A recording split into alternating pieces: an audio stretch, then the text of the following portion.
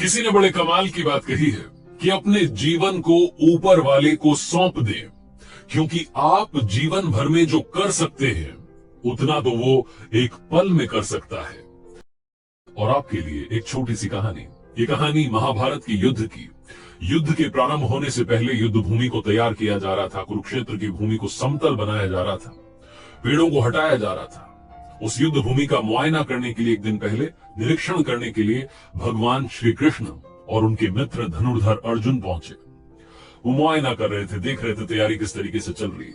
तभी एक चिड़िया उड़ती उड़ती आई और भगवान श्री कृष्ण के पास आकर के बोली कि भगवान, मुझसे क्या गलती हो गई? मेरी दुनिया आपने उजाड़ दी।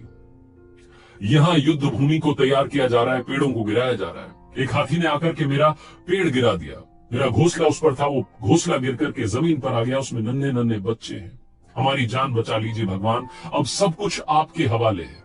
भगवान श्री कृष्ण ने कहा कि मैं इसमें क्या कर सकता हूं?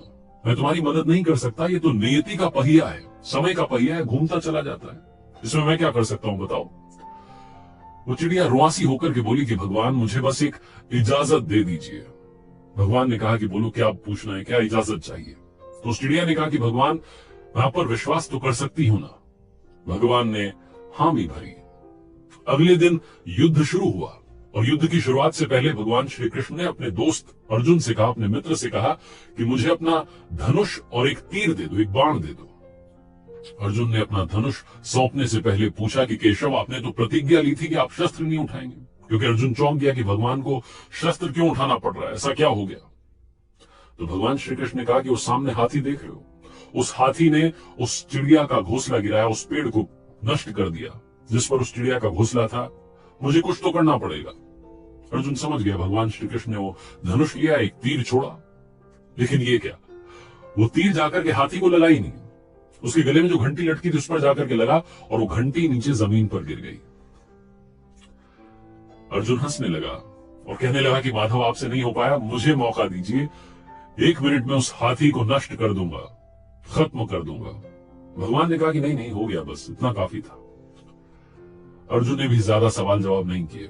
18 दिन तक युद्ध चला और उसके बाद में जब पांडवों की जीत हुई, एक बार फिर से उस मैदान को साफ किया जा रहा था, क्योंकि काफी युद्ध के बाद में जो नुकसान हुआ था, बहुत सारा सामान वहां गिरा पड़ा था। साफ सफाई चल रही थी।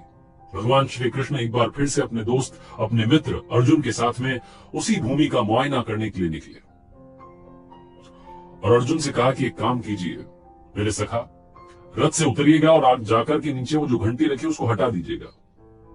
अर्जुन चौंक गया कि हमने युद्ध जीत लिया है, हम इतने महान बन चुके हैं और ये मुझे एक घंटी उठाने के लिए, युद्ध भूमि की साफ सफाई करने के लिए कह रहे हैं। लेकिन जानता था भगवान है, कुछ भी कह सकते हैं। रथ से नीचे उतरा, जाकर के उस घंटी को उठाया, साइड किया, और जैसे ही उस घंटी को उठाया वैसे ही उसके नीचे से नन्हे नन्हे बच्चे चिड़िया के फड़फड़ाते हुए उड़ान भर ली। उन्होंने उड़ गए। अर्जुन की आंखें नम हो गई। उस घंटी के नीचे था वो घोंसला उस चिड़िया का जो मदद मांगने आई थी। 18 दिन के युद्ध में वो चिड़िया और उसके बच्चे सुरक्षित रहे, क्योंकि घंटी वहां पर उनका सुरक्षा कवच बनकर आ चुकी थी। चिड़िया ने शुरुआत में सिर्फ ये कहा था कि क्या भगवान, मैं आप पर विश्वास तो कर सकती हूं ना? और भगवान ने हामी भरी थी।